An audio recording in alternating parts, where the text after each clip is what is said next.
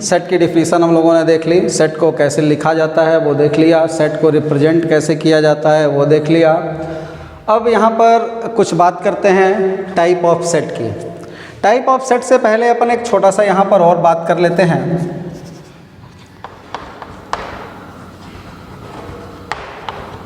Number of elements in the set.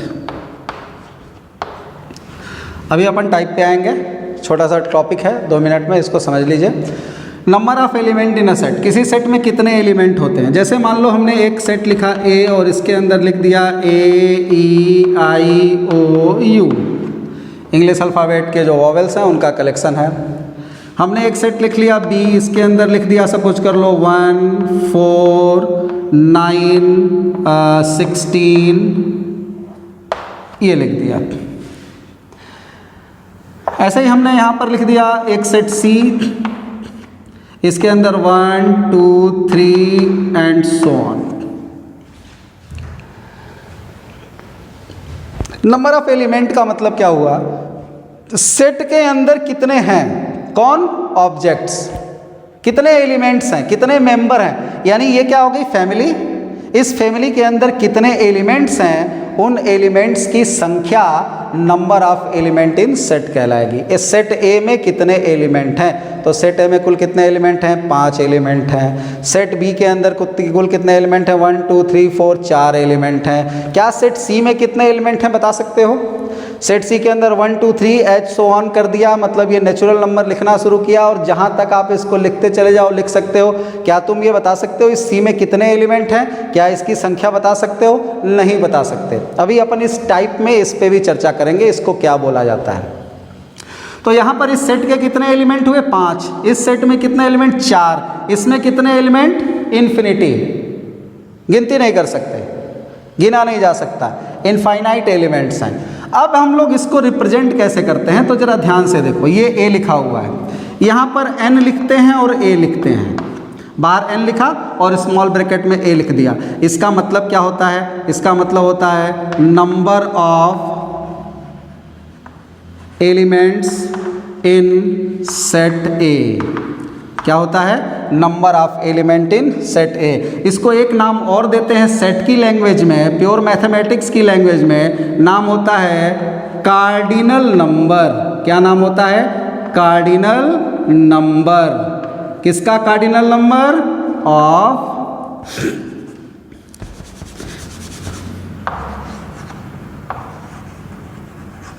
Elements of set. ये जो यहाँ पर हमने लिखा ये लिखने की जरूरत नहीं है। जैसे मान लो हमने कार्डिनल नंबर अगर बोल दिया, तो ये कार्डिनल नंबर वर्ड का इस्तेमाल ही हम लोग कब करते हैं, सेट के एलिमेंट के नंबर की गिनती के लिए। तो अगर हमने कार्डिनल नंबर लिख दिया तो इसका मतलब कि वो किसी सेट के एलिमेंट्स को काउंट कर रहा है, किसी सेट में कितने एलिमेंट हैं उसको काउंट कर रहा है। तो हम ये बोल सकते हैं कार्डिनल नंबर ऑफ ए। क्या बोल सकते हैं, cardinal number of A. N A मतलब कार्डिनल नंबर ऑफ ए, या ये भी बोल सकते हो एन ए का मतलब number of element in set ए। तो यहाँ पर ये जरा बताओ कि एन ए किसके बराबर होगा, एन ए यानी सेट ए में कितने एलिमेंट हैं, तो 5 हो जाएंगे। यहाँ अगर बोला जाए सेट बी में कितने एलिमेंट हैं, तो 4 हो जाएंगे। यहाँ बोला जाए सेट सी में कितने एलिमेंट हैं, नंबर ऑफ एलिमेंट इन सी, तो इसको अपन इस तरीके से डिनोट करते हैं। इस नोटेशन को पढ़ा जाता है इन्फिनिटी, इनफाइनाइट, अनंत, गिन नहीं सकते, जिसकी गिनती नहीं हो सकती, यानी बहुत सारे नंबर्स हैं, बहुत सारे नंबर्स हैं। कितने, अब बहुत सारे वर्ड डिफाइंड नहीं है, बहुत बड़ा डिफाइंड नहीं है, कितना बड़ा, क्या साइज है, बहुत बड़ा घर है, कितना बड़ा घर है, कितने कमरे हैं, बहुत छोटा है, कितना छोटा है। तो बहुत बड़ा और बहुत छोटा ये डिफाइंड वर्ड नहीं है, इसलिए हम लोग ऐसे नोटेशन को अनडिफाइंड भी बोलते हैं। क्या बोलते हैं, अनडिफाइंड भी इसको बोला जाता है। तो ये चीज़ ध्यान रखिएगा, number of element in a set मतलब उस सेट के अंदर कितने एलिमेंट्स मौजूद हैं उसकी गिनती। उसको डिनोट कैसे करते हैं, एन लिखा और स्मॉल ब्रैकेट में वो सेट लिख दिया जिसका हमको नंबर चाहिए, और इसी को हम लोग क्या नाम देते हैं, कार्डिनल नंबर भी नाम देते हैं।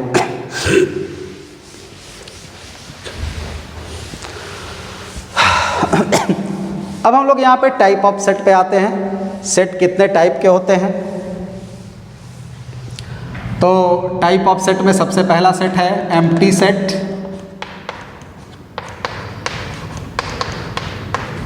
नाम से क्लियर होगा, एम्प्टी मतलब खाली, वॉइड, नल, NULL नल, वॉइड, जीरो। इसका एक नाम और हम लोग दे सकते हैं। अभी हमने थोड़ी देर पहले बताया था जब सेट चैप्टर स्टार्ट किया था कि इस चैप्टर के कुछ बेसिक पॉइंट्स के यूज़ हम लोग प्रोबेबिलिटी चैप्टर में भी करेंगे जब क्लास 12th में प्रोबेबिलिटी डिस्कस होगी। तो वहाँ पर इसका एक नाम और भी हम लोग देखेंगे, इम्पॉसिबल वर्ड यूज़ होता है। तो यहाँ पर हम लोग एम्प्टी को इम्पॉसिबल भी बोलते हैं, वॉइड भी बोलते हैं, नल भी बोलते हैं, एम्प्टी भी बोलते हैं, जीरो सेट भी बोलते हैं और इम्पॉसिबल सेट भी बोलते हैं। तो ये सारे नाम आप ध्यान में रखिएगा। एम्प्टी सेट के नाम से आप ये मतलब समझ चुके होंगे कि क्या कहना चाह रहा है। तो बोल सकते हैं if a set has no any elements, अगर एक सेट में कोई भी एलिमेंट नहीं है, then that set is called क्या? Empty set. तो उस सेट को क्या बोला जाता है? Empty set. जैसे मान लो हम एक एग्जाम्पल लिखते हैं और बोलें कि कलेक्शन करो, collection of all the natural numbers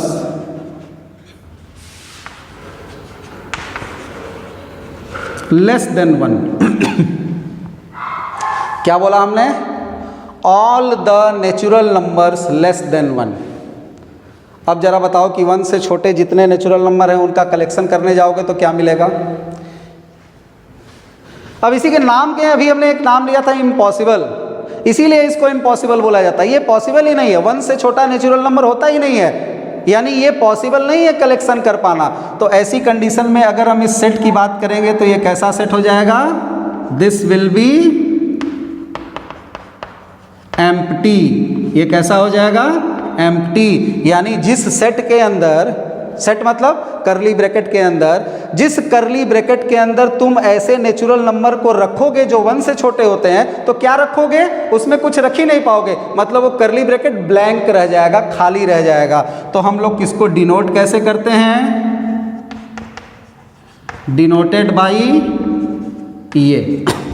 मतलब ब्रैकेट तो बना दिया करली ब्रैकेट, उसमें कुछ लिखा ही नहीं, मतलब एम्प्टी है, ये कमरा खाली है, इस फैमिली में कोई मेंबर ही नहीं है। ऐसी फैमिली को क्या बोला जाता है? Empty set. या इसको ऐसे भी डिनोट किया जाता है और लिख देते हैं फाई, ओ बना करके और एक लाइन से कट कर दिया। ये एक ग्रीक वर्ड है, एक ग्रीक अल्फाबेट है फाई, इसको क्या पढ़ा जाता है? PHI, phi. Alpha, beta, gamma, delta, psi, phi, chi, xi, ये सब अल्फ़ाबेट्स हैं, ग्रीक अल्फ़ाबेट्स हैं। ये काफ़ी हम लोग अपने मैथमेटिक्स में, फिजिक्स में, कई जगह नोटेशंस में यूज़ करते हैं इन अल्फ़ाबेट्स को। तो यहाँ पर एम्प्टी का मतलब हम लोग क्या यूज़ करेंगे? फाई, यानी नल, यानी ऐसा सेट जिसके अंदर कोई एलिमेंट ना हो। अगर हम तुमसे बोलें कि ऐसा नेचुरल नंबर बताओ जो 2, ऐसा इवन नेचुरल नंबर बताओ जो 2 से डिविजिबल ना होता हो, तो अपन पढ़े ही हैं, डिफिनीशन ही यही होती है कि नेचुरल नंबर, इवन नंबर किसको बोलते हैं? ऐसा नेचुरल नंबर जो 2 से डिवाइड हो जाए वो इवन हो गया। और हमने क्या बोला कि जो 2 से न डिवाइड हो ऐसा इवन नंबर कौन सा होगा? तो ऐसा इवन नंबर पॉसिबल है क्या? नहीं पॉसिबल है। तो उसका भी यहाँ पर सेट कैसा हो जाएगा? ब्लैंक हो जाएगा, खाली हो जाएगा, वॉइड हो जाएगा, वो भी पॉसिबल नहीं है। तो ऐसे सभी सेट को क्या बोला जाता है? ऐसे सभी सेट को बोला जाता है एम्प्टी सेट। तो एम्प्टी सेट समझ गए? एम्प्टी सेट डिनोट करने का तरीका केवल खाली करली ब्रैकेट से डिनोट कर दिया या फाई से भी डिनोट कर सकते हैं। दूसरा यहां पर हो जाता है सिंगलटन सेट।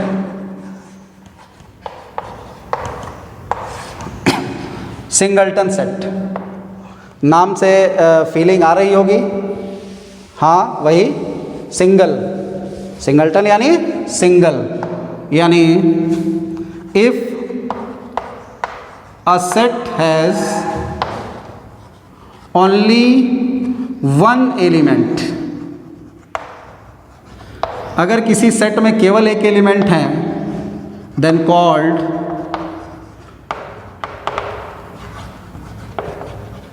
Singleton set.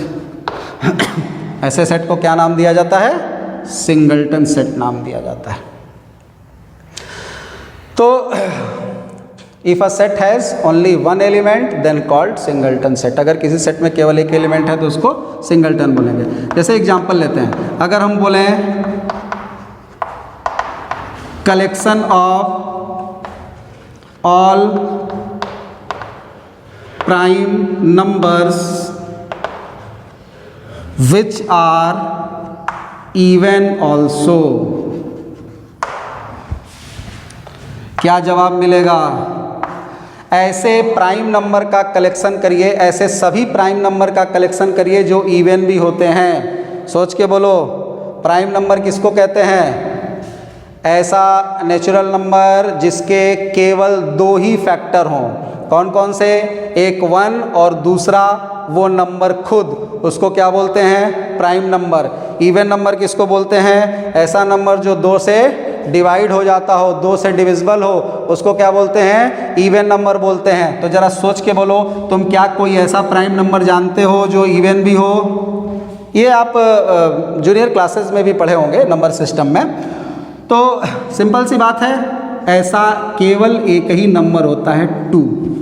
2 याद होगा, अपन प्राइम नंबर में भी पढ़ते थे, फर्स्ट प्राइम नंबर 2 होता है। और इवन नंबर में भी अपन क्या पढ़ते हैं? 2 को एक इवन नंबर पढ़ते हैं। 2 के अलावा कोई भी ऐसा नंबर नहीं है जो इवन भी हो और प्राइम भी हो। तो इस सेट के अंदर तुमको कितने एलिमेंट मिले? केवल एक एलिमेंट मिला।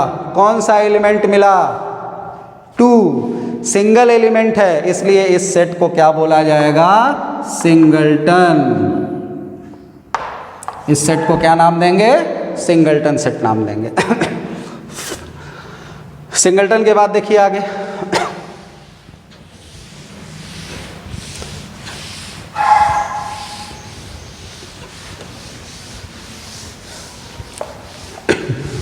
तीसरा टाइप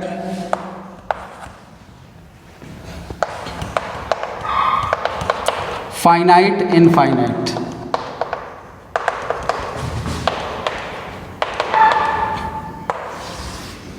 फाइनाइट और इनफाइनाइट दोनों की बात एक साथ कर लेते हैं, हालांकि अलग अलग भी लिख सकते थे। Finite third type, infinite fourth type. तो नंबरिंग बढ़ाने से कोई बहुत फ़ायदा नहीं है, फील आपको होना चाहिए, बात समझ में आनी चाहिए। फाइनाइट सेट क्या होता है? If the number of elements of a set are countable, अगर किसी सेट के अंदर जो एलिमेंट है उनकी काउंटिंग संभव हो, उनकी गिनती हम कर सकते हो, उनको गिना जा सकता हो, वो काउंटेबल हो, तो सेट क्या बोलेंगे? Then called. तो ऐसे सेट को क्या कहा जाता है? Finite set. क्या कहा जाता है? Finite set.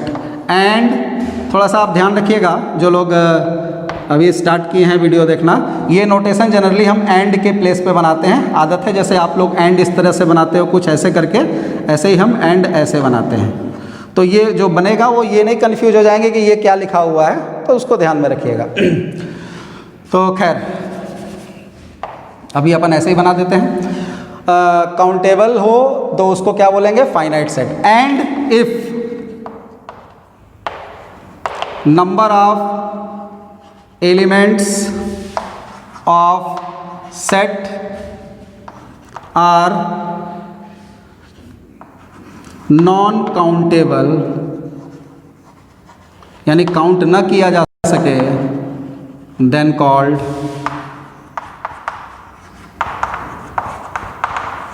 Infinite set.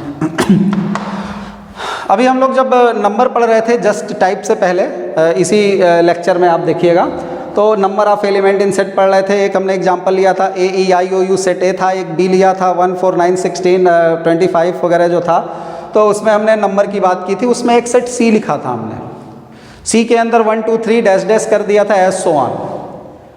तो वो जो SO1 हमने किया था 1 2 3 के बाद, तो उसमें जो 1 2 3 के बाद SO1 था वो कहाँ तक गया था? आप बता सकते हैं वो कहाँ पे जाके रुकने वाला था? नहीं बता सकते, यानी उसकी काउंटिंग पॉसिबल नहीं थी। तो वो जो एग्जाम्पल में सेट C हमने लिखा था वो कैसा सेट था? वो इनफाइनाइट टाइप का सेट था, और जिसमें एलिमेंट को गिना जा सकता है वो किस टाइप का था? फाइनाइट सेट का, फाइनाइट टाइप का सेट था। अब देखो थोड़ा सा एक चीज़ यहाँ जोड़ देना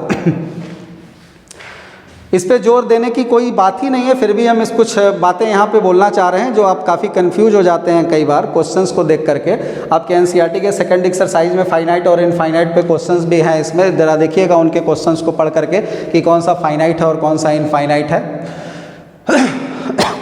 फाइनाइट और इनफाइनाइट का डिसीजन कौन करेगा? हम नहीं गिन पा रहे हैं इसलिए इनफाइनाइट बोल देते हैं, ऐसा नहीं होगा कि सर हम नहीं गिन पा रहे हैं इसलिए हम इसको इनफाइनाइट बोल देते हैं। नहीं, फाइनाइट उसको बोल देते हैं जिसको हम गिन ले रहे हैं। नहीं, मेरे गिनने या ना गिनने से फाइनाइट और इनफाइनाइट सेट की डिफिनीशन चेंज नहीं होने वाली है। हमसे बोला जाए कि सर के बाल गिन लो, क्या बोलोगे? नहीं गिन सकते, हम नहीं गिन सकते। तो क्या बोल देंगे कि सर पे कितने बाल है? इनफाइनाइट। क्या बोलोगे? ये काउंटेबल नहीं है। जरा दिमाग से सोचो कि क्या हम अपने सर के बाल को गिनने की कोशिश करें, गिनना चाहें, अगर जिद जील जुनून के साथ जुड़ जाएं, तो क्या हम अपने सर के बाल को गिन नहीं सकते हैं?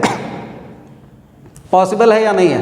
एक 5 किलो के डब्बे में सपोज कर लो कि चावल डाल दिया, राइस। अब बोला जाए कि इसके अंदर कितने चावल के दाने हैं, तो बोल दो कि गिन नहीं सकते, इनफाइनाइट। नहीं, क्यों? क्योंकि अगर वो इनफाइनाइट होता तो डब्बे का चावल कभी ख़त्म ही नहीं होता, बनाते जाओ खाते जाओ, बनाते जाओ खाते जाओ। क्या कभी ऐसा पोजीशन आता है कि वो डब्बा खाली हो जाता है? होता है, होता है। इसका मतलब वो ख़त्म होता है, ख़त्म होता है यानी उसकी काउंटिंग तो की जा सकती है। हाँ, हम नहीं कर पा रहे हैं वो अलग इशू है। तो मेरे गिनती कर पाने या न गिनती कर पाने से ये डिफिनीशन नहीं चेंज होगी कि इनफाइनाइट सेट हमने इसलिए बोल दिया कि हम नहीं गिन पा रहे थे।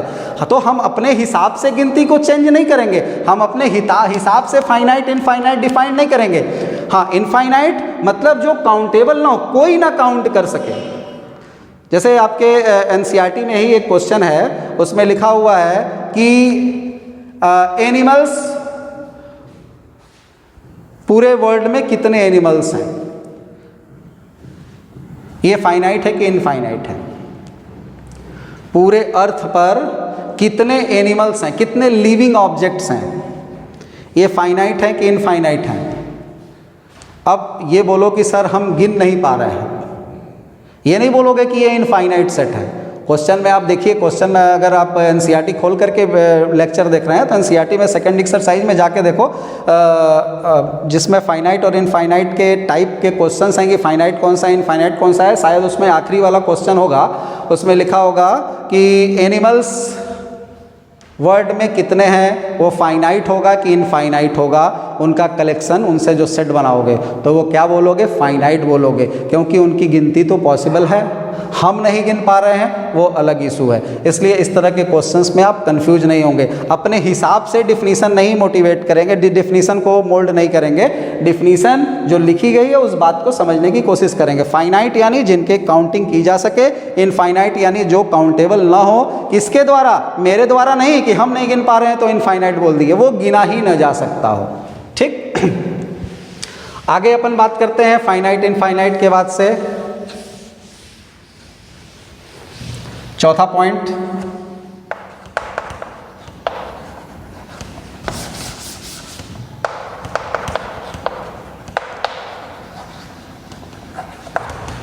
इक्विवेलेंट और equal set.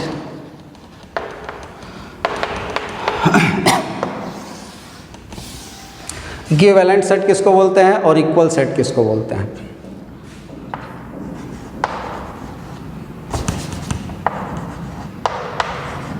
Two sets A and B are called equivalent sets if Na is equal to Nb.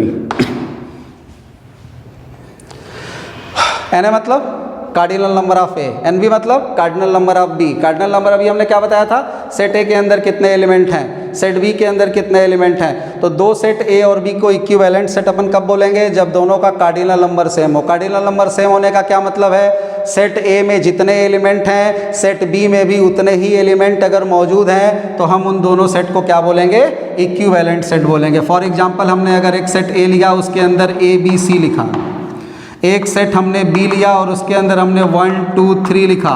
कोई पूछे कि क्या ये दोनों सेट इक्विवेलेंट हैं, तो ज़रा बताओ, एन ए में क्या है 3, एन बी क्या है 3। क्यों, ए में भी 3 एलिमेंट हैं और बी में भी 3 एलिमेंट हैं, दोनों के नंबर ऑफ एलिमेंट सेम हो गए, इसलिए ये दोनों सेट ए और बी क्या कहलाएंगे, इक्विवेलेंट सेट कहलाएंगे। बात समझ में आ गई। लेकिन क्या इन दोनों सेट को इक्वल भी कहा जा सकता है, नहीं, इक्वल नहीं कहा जा सकता। क्यों इक्वल नहीं कहा जा सकता, क्योंकि इसके अंदर ए बी सी है, इसके अंदर 1 2 3 है। इक्वल सेट होने के लिए क्या जरूरी है, इक्वल सेट होने के लिए जरूरी है कि नंबर ऑफ एलिमेंट के साथ साथ एलिमेंट्स भी सेम होने चाहिए। यानी 1 2 3 अगर यहाँ पे है तो इसमें भी 1 2 3 होना चाहिए, अगर ए बी सी इसमें है तो इसमें भी ए बी सी होना चाहिए। ए बी सी किस ऑर्डर में है वो इम्पॉर्टेंट नहीं है, बी सी ए भी लिख दो कोई फर्क नहीं पड़ने वाला, सेम एलिमेंट मौजूद होने चाहिए। यानी हम ये बोल सकते हैं, if A and B have same elements, A और बी अगर सेम एलिमेंट रखते हो तो क्या हो जाएगा, तब हम बोलेंगे कि सेट ए सेट बी के बराबर होगा। यानी सेट ए में अगर हमने एलिमेंट ए बी सी लिख दिया तो हमारे सेट बी में भी वही एलिमेंट होना चाहिए जो इसमें था, B C A B C भी लिख सकते थे, हम जानबूझ के ये चेंज किया ताकि आप इससे कंफ्यूज ना हो कि ऑर्डर चेंज हो रहा है तो क्या फ़र्क पड़ने वाला है। तो यहाँ पर ए बी सी है, यहाँ पर बी सी ए है, तो ए इसमें है तो ए इसमें भी है, बी इसमें है तो बी इसमें भी है, सी इसमें है तो सी इसमें भी है। यानी जो जो ऑब्जेक्ट इसमें है वही वही ऑब्जेक्ट इसमें है, तो यहाँ पर ए और बी दोनों क्या कहलाएगा, इक्वल सेट कहलाएगा। क्या हम इस ए और बी को इक्विवेलेंट बोल सकते हैं, सोचो जरा, इसमें कितने एलिमेंट 3, इसमें कितने एलिमेंट 3, तो क्या दोनों इक्विवेलेंट हो सकते हैं, तो हाँ दोनों इक्विवेलेंट हो सकते हैं। क्या ये दोनों इक्वल हो सकते हैं, नहीं, ये दोनों इक्वल नहीं हो सकते हैं। तो एक चीज हमने यहाँ से क्या फील आया, all the equal sets are equivalent, सारे इक्वल सेट इक्विवेलेंट होते हैं, but all equivalent set are not necessarily equal, सारे इक्विवेलेंट सेट इक्वल होंगे ये कहना उचित नहीं होगा। तो इस चीज को आप ध्यान में रखिएगा, इक्वल और इक्विवेलेंट।